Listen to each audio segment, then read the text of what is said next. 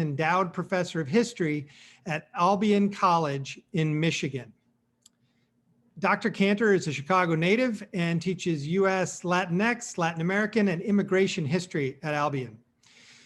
She earned a PhD in history from the University of Virginia, and her first book, titled Hijos del Pueblo, explored gender, family, and community in rural Mexico in the 18th and 19th centuries.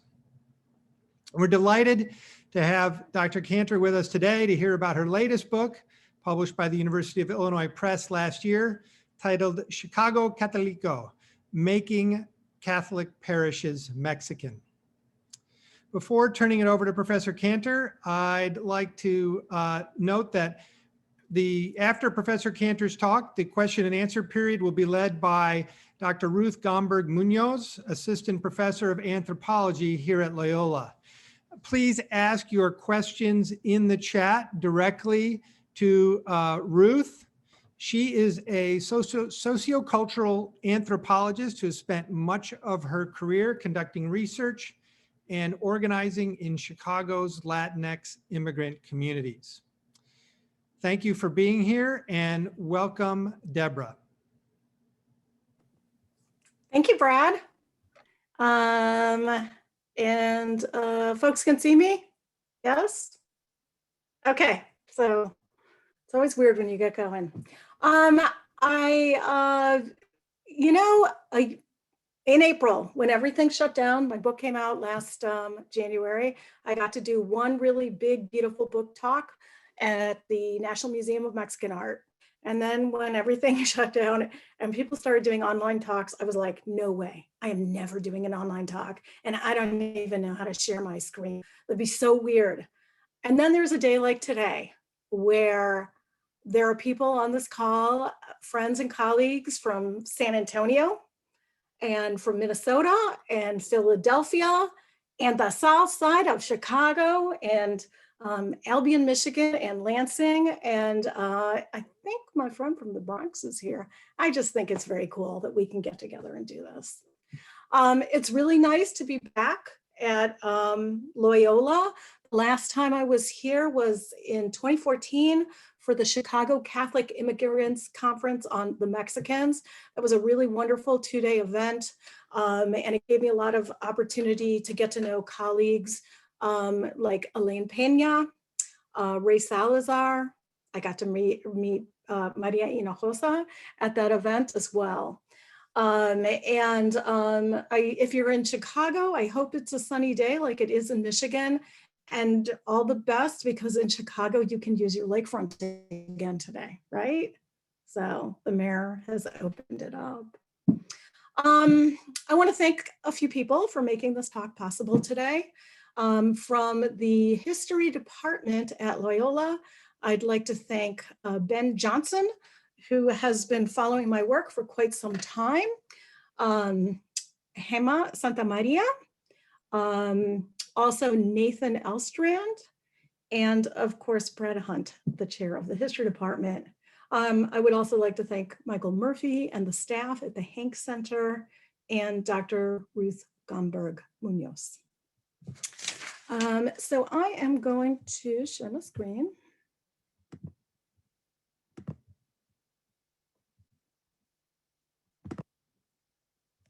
Okay, 1 second. 1 second. It's like I can't open the top bar of things, but we'll get there. It's coming, but it's not. Okay, no. Damn, okay. All right. This is a little different than what I use at work. 1 second.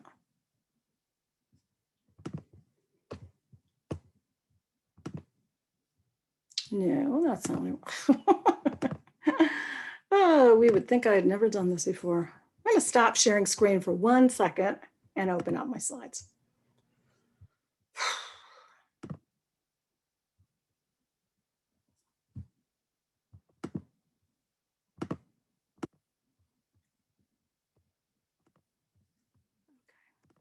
slideshow from beginning.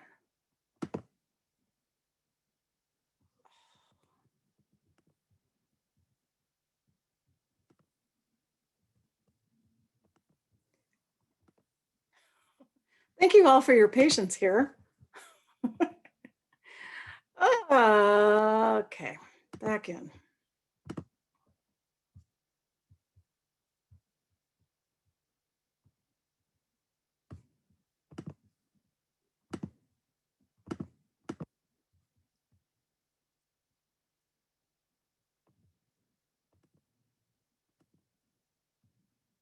We're good. We're in. I'm fine. Okay, so I'm going to be talking about my book, which came out in 2020. And I want to tell you a little bit how I started. Once upon a time, I was a historian of colonial Mexico. And I spent my time in judicial archives and a little bit of church archives in the Archivo General de la Nación in Mexico City, and read manuscript things on the 18th century, trying to unearth needles in haystacks about gender and indigenous communities in central Mexico. And that led to my first book, Hijos del Pueblo, Gender, Family, and Community in Rural Mexico. Now, while I was working on that project, particularly in the 90s, I would come home from Mexico and I would visit Chicago. And every time I visited Chicago, it seemed like yet another neighborhood had become a Mexican neighborhood, right? There were more and more places to speak Spanish. And it was very clear that Chicago was becoming like another section of Mexico. And I kind of wondered about how that was playing out, but I was a colonial Mexican, so I wasn't supposed to research it. In the fall of 2000, I was in residence at the Newberry Library, and one day I escaped from the library and I went down to the southwest side to the little village neighborhood, and I walked into St. Agnes of Bohemia Church. And the church, it was just after a Sunday Mass, and kids were running around, and the Virgin of Guadalupe was up on the altar, and everybody was speaking Spanish, and it felt like a very Mexican church to me. And then I looked up at the stained glass windows in this church, and what I found was that the stained glass windows had dedications on them in Czech language, like this one. And when I first saw them, I had no idea what they said. Like, I later had to get translations. But while I was at St. Agnes that day, I kind of wondered, I thought, this neighborhood wasn't always Mexican. This church obviously used to be a Czech church. And I began to wonder what that transition was. And I wondered what it was like to be the first Mexicana or Mexicano to walk into an all Euro-American parish and to attend Mass or say a prayer. And I decided I would spend 1 week in the archives, seeing if there was anything about Mexican churches. And like 20 years later, I emerged with this book. Beyond the sort of normal expected archival research, along the way, since the year 2000, I was very fortunate to do a lot of, it didn't feel like work. I was often invited to hang out with people who were my informants. The book draws upon about 40 or 50 oral histories that I conducted. And so I attended reunions from different kinds of organizations. On the left here, we have the St. Francis Cobras. And this was a Mexican-American girls volleyball and baseball team. And they would still get together for their Cobras reunions with people into their 80s. On the right, I attended an all-year Catholic school reunion at Providence of God. Providence of God was a historic Lithuanian parish in Pilsen, which became much more of a Mexican parish. And so along with me attending that night were the Sisters of St. Casimir, the largely Lithuanian order who were the teaching nuns at Providence of God. And I started going to kermesses, or street church fairs. And then there was the day where the Guadalupana seemed like really overworked, and I didn't have anything else to do. And I asked if I could help. And the next thing I knew, I had a Guadalupana apron, and I was out there dishing out enchiladas for like 8 hours and cleaning up at midnight. It was fun. Along the way, I learned that a parish is not just a church building, that a church is much more than mass. I learned that a parish is a living thing, that it is a community, that in the best of times, it is available to people 24/7. And that was definitely the case historically in lots of places in Chicago. So a brief overview about what I do in this book. My book tells the story of how Mexicans have made a home in Chicago and its churches. Today, Mexicans and other Latinos are transforming the Archdiocese into Chicago Católico in ways that past generations of German and Irish bishops, priests, and sisters never would have imagined. I use the Catholic parish to view Mexican immigration and transformation in the United States. For individuals arriving from Mexico, these parishes served as a refugio, a refuge. Mexicans fiercely attached themselves to specific parishes, much like European ethnic groups in days gone by. Their parishes in Chicago were a place to speak Spanish, they were a place to get job leads, and they were definitely a place to reminisce about Mexico. At the same time, these parishes had an Americanizing influence on Mexican members. Men and women took part in regular devotions and parish activities in ways quite similar to Polish, Italian, or Irish Catholics throughout Chicago. Their children participated in May crownings of the Virgin Mary, and they played baseball on parish sports teams. Many Mexican American lay people gained a sense of Mexicanidad by participating in religious and social events at these parishes. I argue that the parish acted as a glue that connected immigrant parents and their US reared children. Now, amazingly, well, it shouldn't be amazing to me, but it still amazes me. And especially if you are new to learning about Chicago's Mexican history, Mexican people have been in Chicago for over a century now. Which, like, I gave my first book talk in Buffalo, New York, and everybody was very taken aback by that. So let's take the story back to some of the first people who arrived from Mexico to Chicago. We're starting off here with a retablo, which is a painting done like a devotional painting to a saint or the Virgin Mary. So painted on tin, usually by the person who was in need of divine intervention and received it. So what we have here with this 1918 retablo, it's the story of a man, Matias Lara, and you can see him kneeling in the center. He's wearing his overalls, carrying a very big candle, and praying to or thanking the Virgin of San Juan de los Lagos, who is like the second most popular Virgin Mary in Mexico after the Virgin of Guadalupe. So Matias arrived in Chicago in late November in 1918. And this is the story he told on his retablo. Finding myself lost in Chicago, I entrusted myself to the Virgin of San Juan. Asking that she illuminate the road that I sought, I gave her thanks for having granted me what I asked, and I dedicate the present offering as a commemoration. Matias arrived in this big city. We can see the traffic, we can see the smog. He could not figure out how to get to the place he needed to go, but he had his internal faith and he prayed to the Virgin Guadalupe. He probably ran into another Mexican migrant who just, told him where he was going. But this is how he remembered and commemorated the story. When Matias came in 1918, there were no churches that really had Spanish-speaking clergy. So the faith was internal. A few years later, things would begin to change.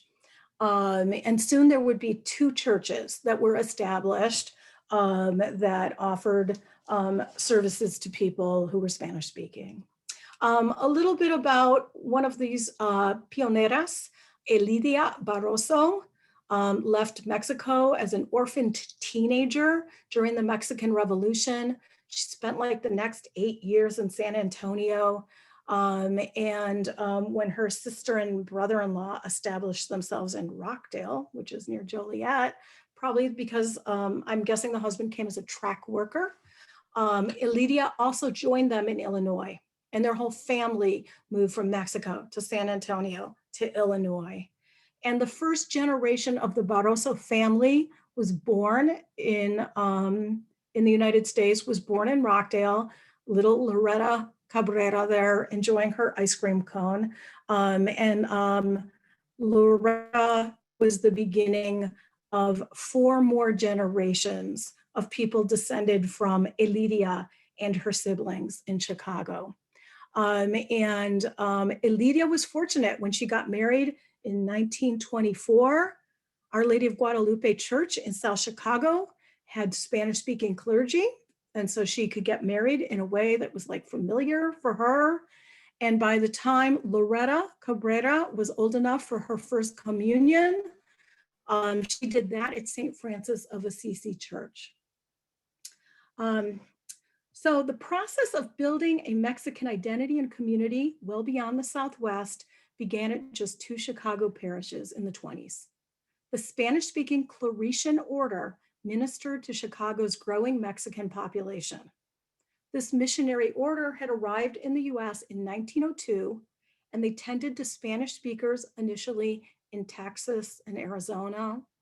When the Claretians heard that 3,000 Mexicans now lived in Chicago, they considered how to reach the Mexicanos up north. And they were able to establish this first from like brick and mortar church in South Chicago, Our Lady of Guadalupe. And like the next year, arrangements were made for them to take over an existing church, St. Francis of Assisi, which was an old German parish. And St. Francis of Assisi, which still stands today, it's on Roosevelt Road, about a block in from Halsted. And this is right on the edge of the UIC campus. Let's see, can we do hand raises? I don't think we really can, but I'll just ask anyhow. If we were in the room together, I always wonder how many people have actually been to St. Francis of Assisi. And depending where I'm giving the talk, it's usually a lot of people. This church became known as La Catedral. We got some hands, okay. So this church became known among Spanish speakers as La Cathedral Mexicana, really serving Mexicans and their children almost exclusively from the 1920s through the 1940s. By the 1950s, Puerto Rican people are also attending parish events there. The church, somewhat miraculously, still serves Spanish-speaking people. And this photograph is from the 1940s. These stained glass windows have German captions because they're the original windows. But if you look carefully at the front altar to the right, you will see an altarpiece dedicated to La Virgen de Guadalupe, which was put up early in the 1920s and then like renovated, and a bigger one in the late 40s as the Mexican population there continued to grow.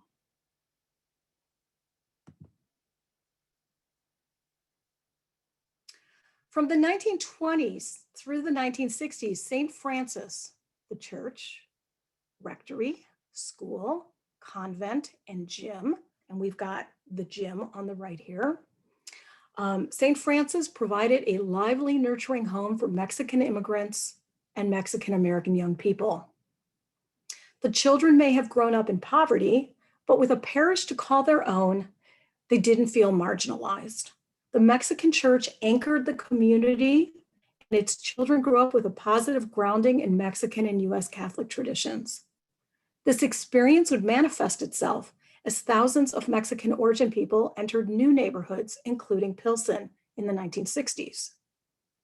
In the new neighborhoods and in new parishes dominated by Euro-Americans, many former St. Francis members would assume a vanguard position. And we'll see a couple examples of that. So in the middle of the 20th century, there is so much action going on at St. Francis of Assisi, really the true sort of cultural center of the near West Side Mexican community, which had about 40,000 Mexican people. And then in the early 1960s, it becomes the site of the University of Illinois at Chicago campus, and almost the entire Mexican neighborhood is bulldozed and destroyed, with only St. Francis of Assisi and a couple of its buildings left standing. One of the neighborhoods that a lot of near West Side Mexicans moved into was the Pilsen neighborhood. And for those of you not from Chicago, you've got the inset map there. Pilsen is about a mile and a half just to the southwest of the Loop.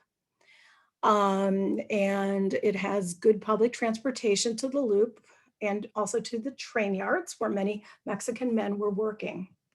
This map, which I had made for my book, shows you this relatively narrow strip of a neighborhood. It's about a mile and a half wide.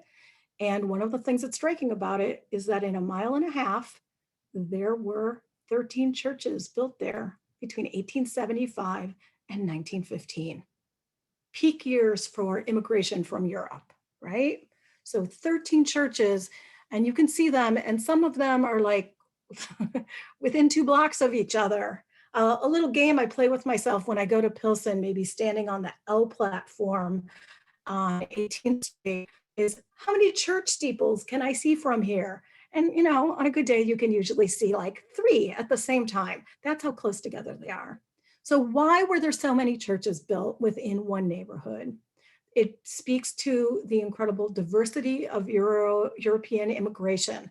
So on the eastern half of the slide, Providence of God was founded by Lithuanian Catholics. St. Procopius, and here I'm moving west, St. Procopius was founded by Czechs. St. Adalbert's was founded by Polish immigrants and their children. St. Anne's was another Polish parish. Heading down to the southwest, we've got St. Paul's, which was founded by German immigrants. And in addition, there's also Slovenian, Croatian, Slovak parishes. So this was the neighborhood that Mexicans moved into. And to give you a little taste of what the neighborhood was like when Mexicans started to rent apartments or actually buy their own homes.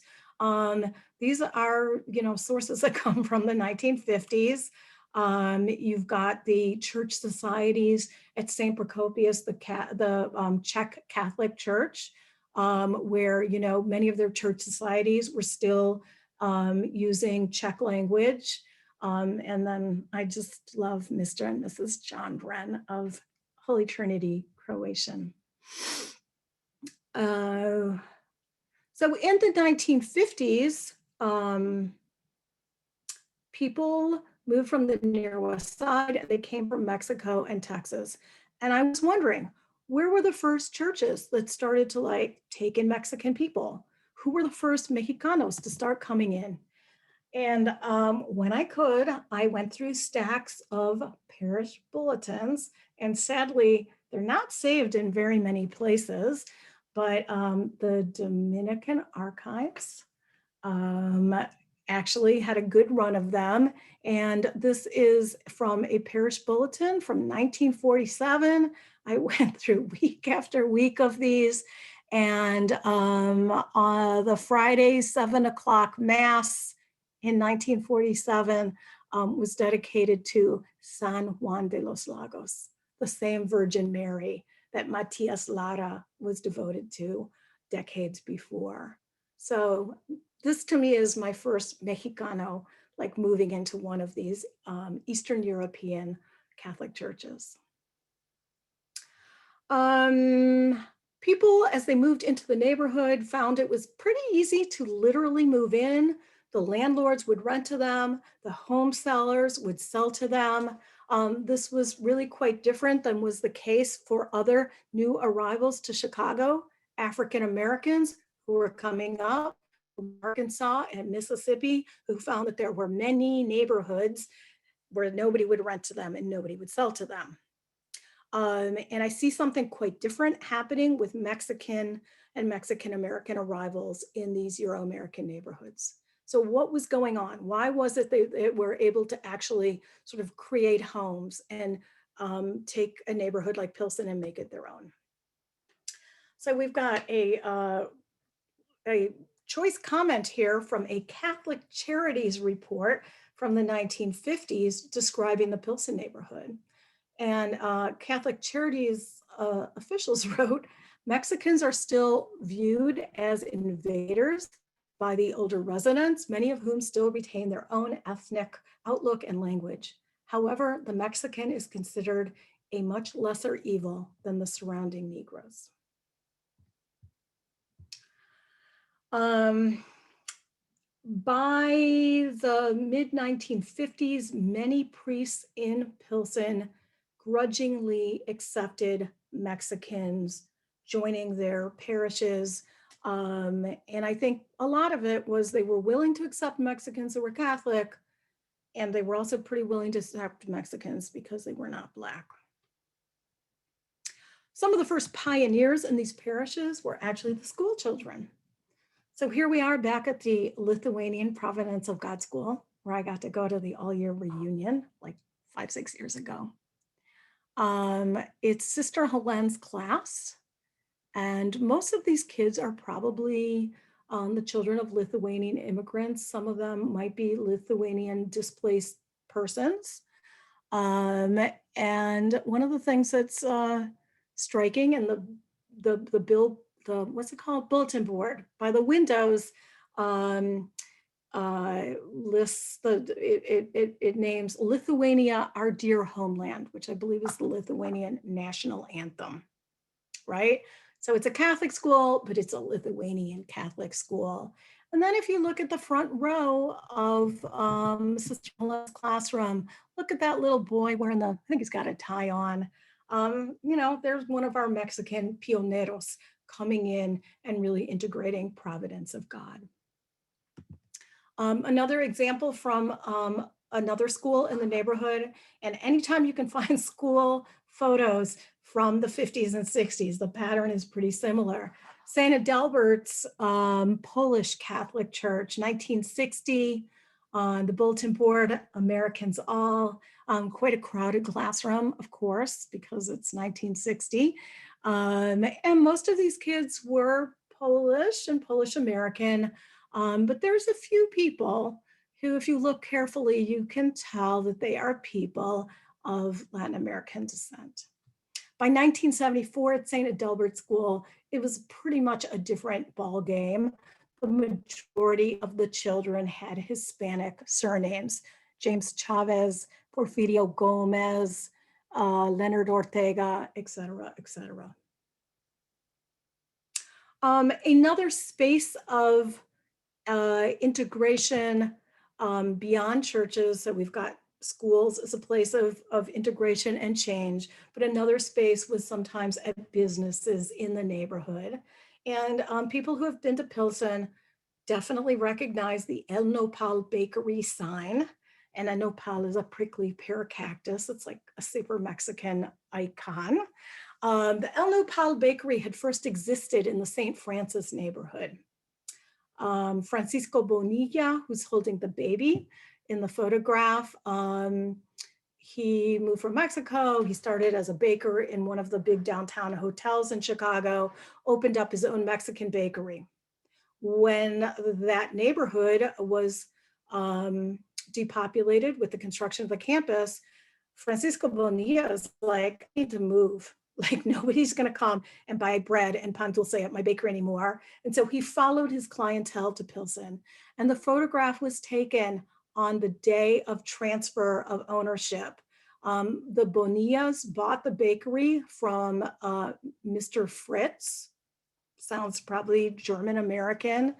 And one of the really amazing things about this photograph is there's somebody there in the middle.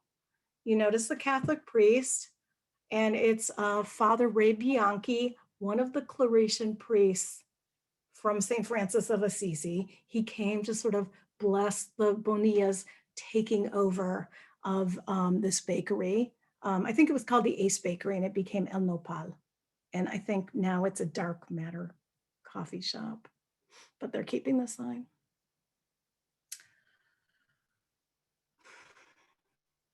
By 1965, there were 3 churches in Pilsen that were celebrating Misa en Español. There's an interesting sort of timing issue here.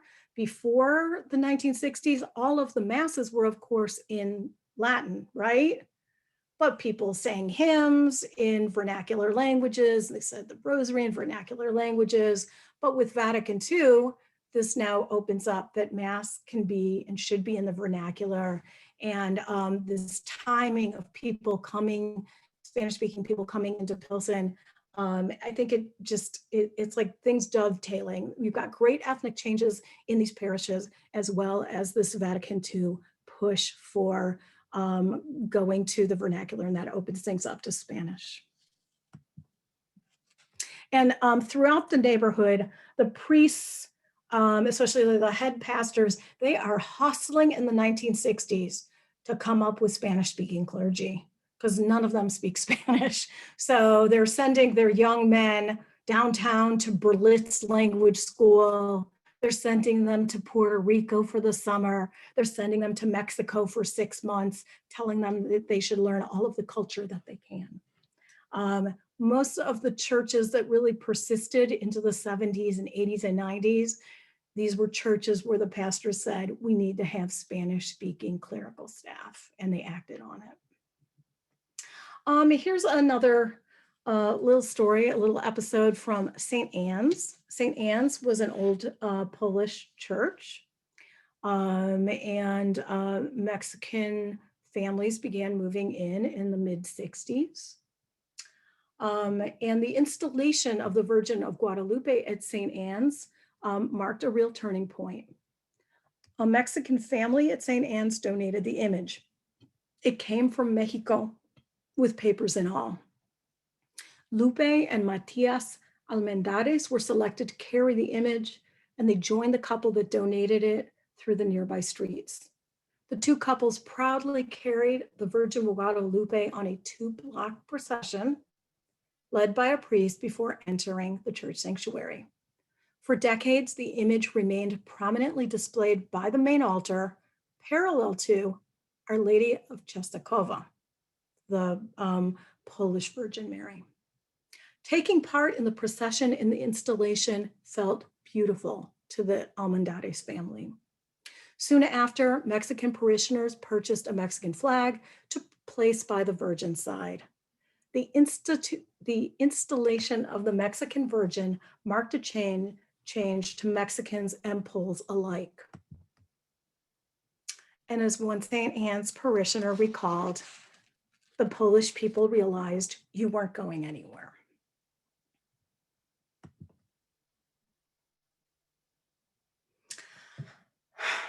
So this photograph, I wanted to be the cover of my book, and the press had other ideas. So I don't know, as a Chicagoan, there could really be nothing better than this with the original, the only Mayor Daley in my book. So it was December 12th, the day of the Virgin of Guadalupe.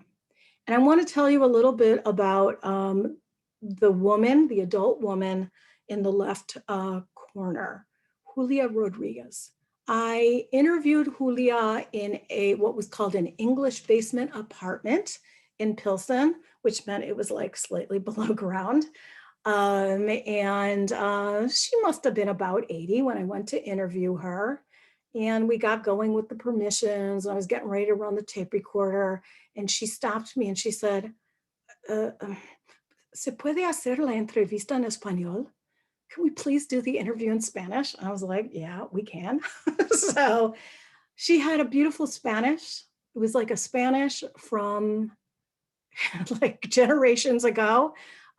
Julia had been born in the Rio Grande Valley into like a Mexican exile family. She grew up picking cottons. Her family was poor. They had to move around. Some years it was picking cotton in Mississippi. Some years it was in Texas. She had just a bare bones education. When she got married in the mid-50s, her husband, Ruben, was already working in Chicago, and he brought her up to Chicago. And she didn't like Chicago at first. I asked her what she thought about going to church at St. Procopius, the Czech church, and her response to that was, "Los polacos como que no." The Poles? No way. And this phrase, "los polacos," it's a very common phrase for an older generation of Spanish speakers in Chicago to refer to like Slavic people. Czechs are polacos, Lithuanians are polacos, Poles are polacos too. Los polacos como que no. It was hard for her at first at St. Procopius, being one of the only Mexican parishioners. Decades later, she was picked by people in her parish to take this framed image of the Virgin of Guadalupe to go with her husband and with children from St. Procopius and to take it to the mayor's office in City Hall. So there's been a big shift in 2 decades in Julia's life. And considering Julia's impoverished childhood, this photo expressed an adulthood of stability, respectability, faith, and belonging. Julia stood proudly as a Mexican-American Catholic with the pinnacle of her adopted city, the mayor, himself a Catholic. With her husband, Ruben, and the parish children, she represented St. Procopius. 2 decades earlier, she hesitated to attend Mass there. Los polacos como que no. By 1976, St. Procopius was home. Chicago had usually been willing to give a chance to Mexicans, fellow Catholics, who, like the Irish, Czechs, Poles, and Lithuanians, also expressed their devotion to the Virgin Mary. Pilsen became Chicago's first Mexican majority neighborhood precisely in the 1970s. And during this time, the Mexican voices grew louder, both Mexican Catholic voices and Mexican secular voices, right? This is the time period of the sort of the heyday of the Chicano movement. And just months after Julia's visit to the mayor's office on Good Friday, the first Via Crucis, or Living Way of the Cross, took over 18th Street. These events differ greatly in tone and message, but both Julia's visit to the mayor's office and the Via Crucis both showed the rise of a Chicago Católico. For this event, 7 Pilsen parishes banded together, planning, rehearsing, making costumes, growing beards, renting a horse to make a Good Friday that no one would forget. The Via Crucis proclaimed Pilsen as a Mexican and Catholic space in a neighborhood dominated just 15 years earlier by Poles, Czechs, and Slovaks. Unprecedented, the 1977 Via Crucis reflected lofty goals of engaging issues of social justice and embodied an identity at once Catholic, Mexican, and Chicano. Julia Rodriguez's portrait with the mayor and Pilsen's Via Crucis both expressed strong Mexican and Catholic identities in 1970s Chicago. These events were unthinkable back in the teens and the 20s when people like Matias Lara and Elidia Barroso and other Mexicans first arrived in the when they first arrived in Chicago. In the 1920s, no one ever would have imagined that Chicago would become the second largest Mexican metropolis in the United States. And every time I give this talk out on the East Coast, people are like, what? So come to Chicago, see. In the 1920s, no one could have imagined that the city would be dotted in parishes that serve Spanish-speaking people. And we have a little screenshot. I think it's like a find a mass page from the Archdiocese of Chicago. And you can, plug in different languages. Like, do you want to know where there's a mass, which is celebrated in Vietnamese or in Creole, etc.? Well, this is what happens if you type in Spanish. So those are the places only within the city of Chicago. We're not even going out to the suburbs here. So back in the day, in the 20s, there were 2 churches that served Spanish-speaking people. In 2015, Misa en Español was celebrated at 130 parishes in the Archdiocese of Chicago. That was about 40% of parishes. The making of Mexican parishes helped generations of immigrants create new homes and identities. First at St. Francis of Assisi and Our Lady of Guadalupe, and in the past half century at parishes across Pilsen and obviously across the city and into the suburbs. I wrote a book about making parishes Mexican, but in these same years, we've seen a serious unmaking of parishes in the city. Those of you who have any connections to the Archdiocese of Chicago know that this process of consolidating parishes in Chicago is called Renew My Church. And it's been going on for quite some time. Pilsen had 13 parishes. At the time I started the research 20 years ago, there were 7 parishes in Pilsen. Today, 3 parishes are left standing. And a little scene from the year that St. Adalbert's Polish Mexican church was officially closed. And there's lawsuits in place to try and keep the building from becoming something secular, but it has become a desanctified site. But even in the middle of December, people will show up outside and create an altar to the Virgin of Guadalupe. That space of the church of St. Adalbert's, their family church, is so meaningful. I'm going to end with the dedication to my book, which I dedicated to the very generous people del pasado, del presente, of St. Francis of Assisi, St. Adalbert, St. Anne, St. Paul, St. Pius, St. Procopius, and Providence of God, and to the generations of Chicagoans to come from Mexico and around the world. It wouldn't be a book talk if I didn't make a little pitch. The book is available in paperback. It's very affordable. It's available at a number of independent bookstores in Chicago. On the north side, I think Women and Children First is selling it. Pilsen Community Book sells it. Other books will order it for you. You could order it also. There's that really famous online bookstore. It starts with an A. I don't really like to buy things from them. If you are interested in getting some Chicago Católico bookmarks, drop me a line. Or if you just want to share a family story or ask me a question, decanter@albion.edu. And if you forget that, you can find me online. Super easy. Thank you.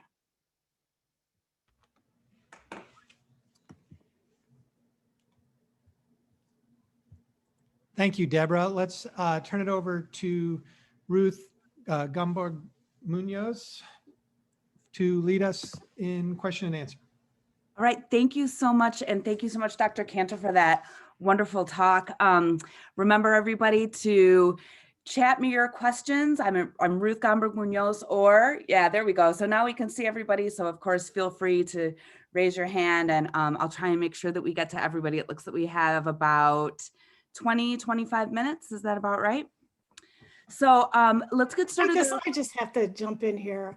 I'm just like really struck, but my new friend from Guanajuato is attending this. And we couldn't have done that a year ago. So, there's a few good things out of this pandemic. Hi, Connie. Sorry, Ruth. No, no worries. Hi, Connie. Nice to see you. I have family in Guanajuato too. So, and I was telling Dr. Cantor as we were sort of chatting beforehand that my son was actually baptized at Nuestra Señora de Guadalupe on the south side. And I was reminiscing, reading her book about that experience. So while everybody sort of gathers their thoughts, I was thinking we could start with a question from the chat, if that's okay. Are you ready, Dr. Cantor, or you need a couple minutes? I'm good. All right, so this is a question. I spent 20 years trying to come up with answers. So. All right, so this is a question that comes from Sergio Limas, and he says, Dr. Cantor, your work seems to suggest that the relations between Mexicans and white Americans was a little bit, like gentle in terms of racial prejudice, but highly racialized when African Americans attempted to engage with the Eastern European churches. But of course, as you observe, white Catholic churches accepted Mexicans because otherwise they wouldn't have survived.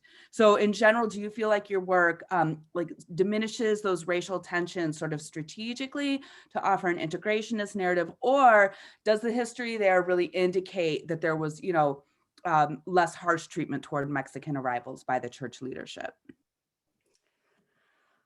Thank you, Sergio, for the question. And it can feel like a complicated issue.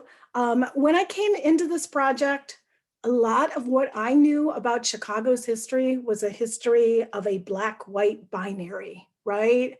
When I started getting into doing the research on Pilsen, I wondered if I was going to find a story of white flight. And I think it's just a blurrier question. And I think especially for adults who are interested in getting involved in these churches, if there was good and open-minded parish leadership, then the parishes kind of gradually took people in. And I did use the term at some point during my talk, like a kind of a grudging acceptance. There was often a very awkward decade. A decade is a pretty long time for your parish to not feel 100% welcoming. I was some of the oral histories that I did from people remembering their first church fairs, where they're the first Mexican families, where like Mexican women were told to keep on their side of the kitchen, right? Or when it was time to count the cash at the end of the night, like Polish American men not wanting to let Mexican men take over that. There were tensions. Things definitely look different if you look at the history of Pilsen and you're thinking more about young people. I think, there's a lot of literature about like gang activity, and there was violence and there was intimidation from white American males dealing with Hispanic males. But most of the stories that came up and still come up with like social media groups from Pilsen, there's a Pilsen Memories group that I hang out with a lot. People who grew up in the parishes, they had friends who were of different ethnic groups, and they often remembered their older Slavic neighbors as like helping them out, and these younger Mexican families helped out the older Polish and Lithuanian neighbors. So, on one-on-one, there were often reasonable relationships, and not every parish really invited Mexican people in. There was a Slovenian parish, St. Stephen's, which is where Cristo Rey High School is today. St. Stephen's in the 1980s would not say Mass in Spanish. So they were like, we already do it in Slovenian and English. Why would we in Spanish? Their neighborhood was probably 75% Mexican and Mexican American. They just were not really willing to fully open the doors. So, yeah. And another way that I think about this question of like Mexican sort of like softer entry as opposed to African Americans, I think a lot about what happened with ethnic succession and the Catholic Church in Detroit. I live an hour from Detroit, and Detroit, is like 90% African American. You should see their list of closed parishes, right? with so many people coming who were not Catholic, right? Most African Americans being Protestant. It's just, neighborhood after neighborhood, parish after parish in Detroit was not able to survive with this heavily Black and non-Catholic population. Okay, that was really long-winded. All right, we've got two questions that are a little bit similar in their orientation, so I'm going to try and combine them if that's okay. So the first one is from Anne Marie Cunningham, and it says, since in many cases Mexicans didn't build these parishes originally, what happens to the children and grandchildren, right, of the Eastern European immigrants who remain in the neighborhood?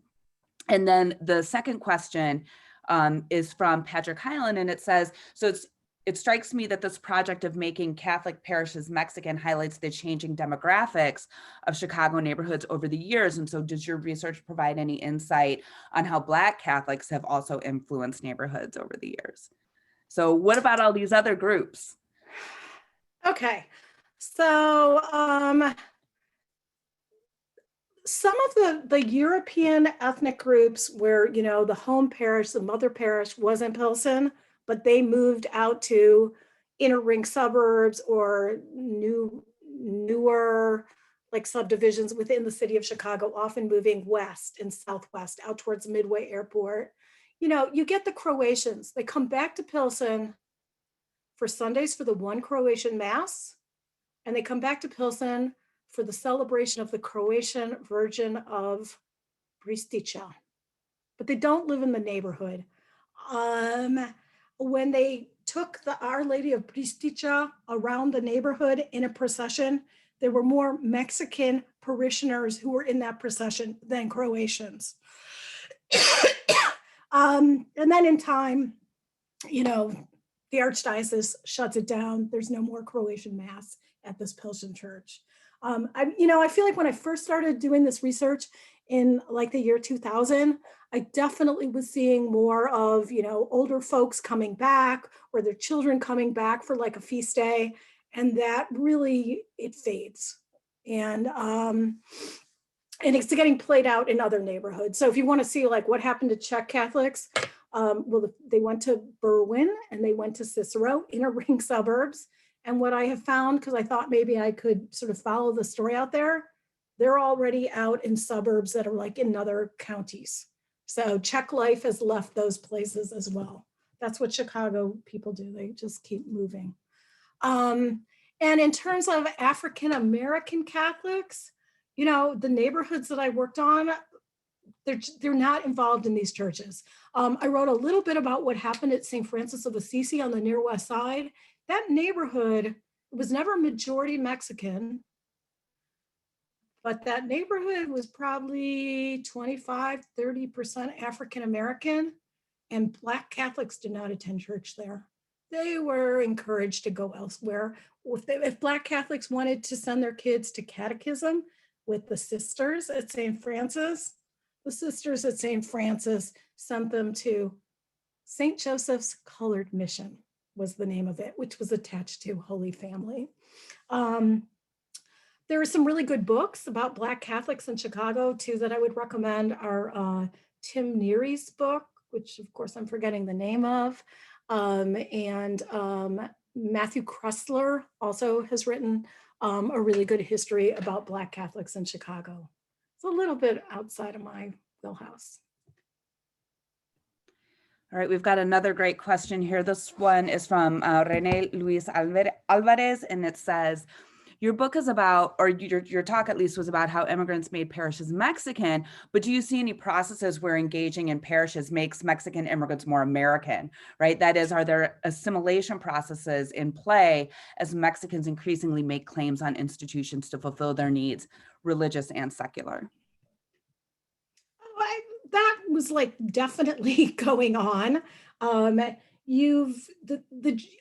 the generation born in Chicago, they may grow up with Spanish in the house. I mean, we could talk about the same stuff today. In the 1940s, they grew up with Spanish at home. And then the minute they walked out of the door with their brothers and sisters or the kids down the block, they're all speaking in English, right? Little Loretta Cabrera with her ice cream cone in 1926. She was so tied to St. Francis of Assisi, this Mexican church. I was super shocked to find out that as a teenager and a young person, she would always pick the mass that was for people who spoke English. So she didn't want to go to the Spanish mass. That was like, she kind of picked up Spanish more as an adult when she married her husband from Mexico, right? And she had no interest in soccer at the church, and there was no soccer at St. Francis of Assisi. They played baseball, they had boxing, they had basketball, right? American sports. And so at a place like St. Francis of Assisi, they just did a remarkable job of running a parish that met the needs of Mexican immigrant adults and Mexican American Chicagoans, right? And, they'd have events with different kinds of music. They'd show different kinds of movies, but there were enough facilities at the parish. They had a very big pastoral staff in the middle of the 20th century. Sometimes 6 priests working there, along with lay people who were employees and of course volunteers. And they were really able to make it a parish that worked for a lot of different kinds of people. And one of the markers I think with these churches is like what language is they celebrate Mass in. So at the churches, St. Francis of Assisi, every Mass there, and I think it's 7 every Sunday, every single Mass is in Spanish. That is that's a very much of like an immigrant's show. And these days it's not just from Mexico. There's this big clump of Ecuadorians who hang out there. And there's of course Hondurans and Guatemalans, and it looks like Latinx Chicago, right? The Pilsen parishes, it's a mix. They might, on a Sunday do 2 Masses in Spanish and 2 in English, which I think gives you a little sense of how things are changing. I'm going to take advantage of my control over the mic to ask a question that I want to ask. Of course, the Catholic Church, along with other churches, but my understanding is that Catholic Church has been especially active in elements of immigrant rights organizing and offering sanctuary. There's the Interfaith Coalition for Detained Immigrants. And I was wondering if you could speak a little bit to the relationship between the engagement with Mexican parishioners in these positions, right, on immigration that the Catholic Church has been, at least in Chicago, right, been very active in engaging. So in the places that I did my work on, there have been moments where parishioners and clergy are very active and take a very clear stand, officially sanctuary, or just speaking up to, back in the day, INS officials. There was a Spanish priest at St. Francis, Father Peter Rodriguez, who was incredibly outspoken, go to marches, would get jailed, this and that, on behalf of undocumented immigrants, and speak out against INS enforcement back in the day. Some of that same role got carried out at St. Pius. That would probably be, of the churches that survive today, that would definitely be sort of the most outspoken that way. St. Pius also does a lot of social outreach, social ministry, very active, like food bank, clothing bank, and this and that for people who are, port of first entry, newly arrived, no social safety net. St. Pius really plays that role in the neighborhood. St. Procopius a little bit. It's still a super important thing. And one thing I would say, this gets beyond, like immigrant rights, but boy, this last year, I don't even know what do I have to say about this. I've been sitting in my house in Ann Arbor for 11 months, but I watched a lot of masses and processions online. And I think for many newly arrived immigrants, not having the months where the churches were literally closed, open at 25% capacity, when it was time for the Via Crucis in 2020, They were not allowed to hold the Via Crucis outside, but they went ahead and kind of did it anyhow. There was a lot of like putting the Blessed Sacrament on the back of pickup trucks and putting loudspeakers and going up and down the streets in the neighborhood. I think that for many immigrants who do not have like a wider social network, they don't have like multiple generations, they don't have the grandparents and this and that, people just like missed the social and of course devotional like meaning of church and parish. I think it was an incredibly painful year, and it's not done. Well, we can't end on that note. I think we have time for one or two more questions. I've got one here from Ed Shea, and it reads, can you talk about the tensions that sometimes exist today generationally between sort of the old time Mexican immigrant generation and the younger Mexican American, US born children? Oh no, I'm sorry, I misread his question. Between the old time Mexican Americans and newly arriving immigrants. I apologize.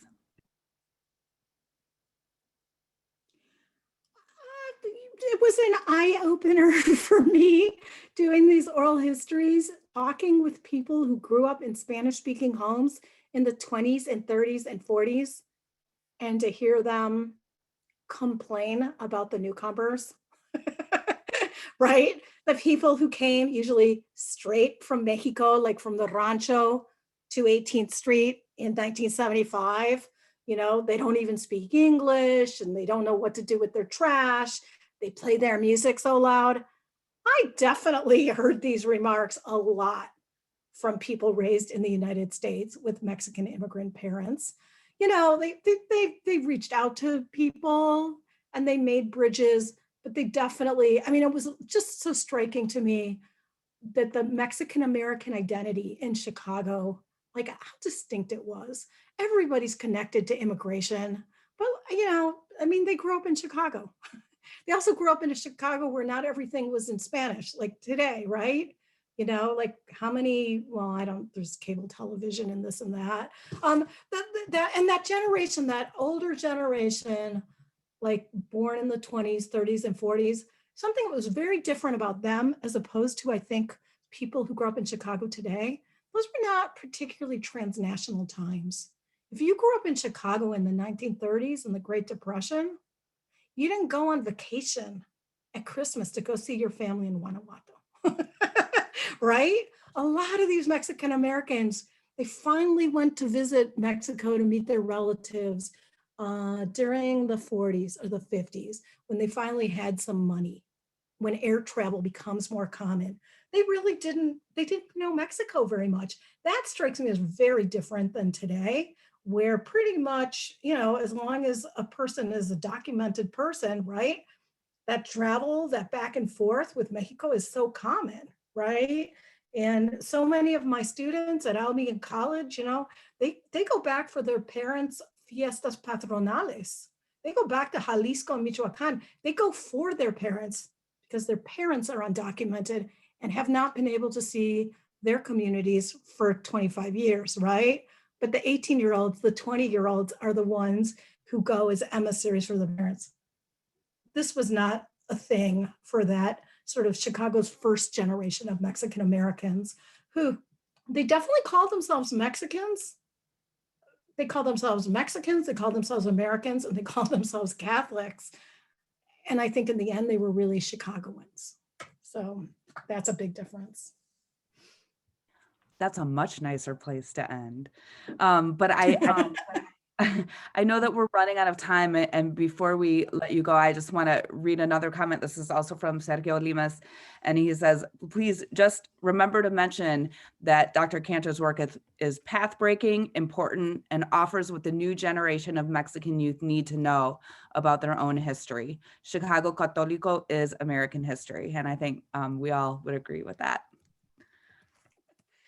That's a wonderful comment. Thank you, Sergio. So, and one of the great joys in my career teaching Latin American history at Albion College about 10 years ago, I offered my first Mexican American history class.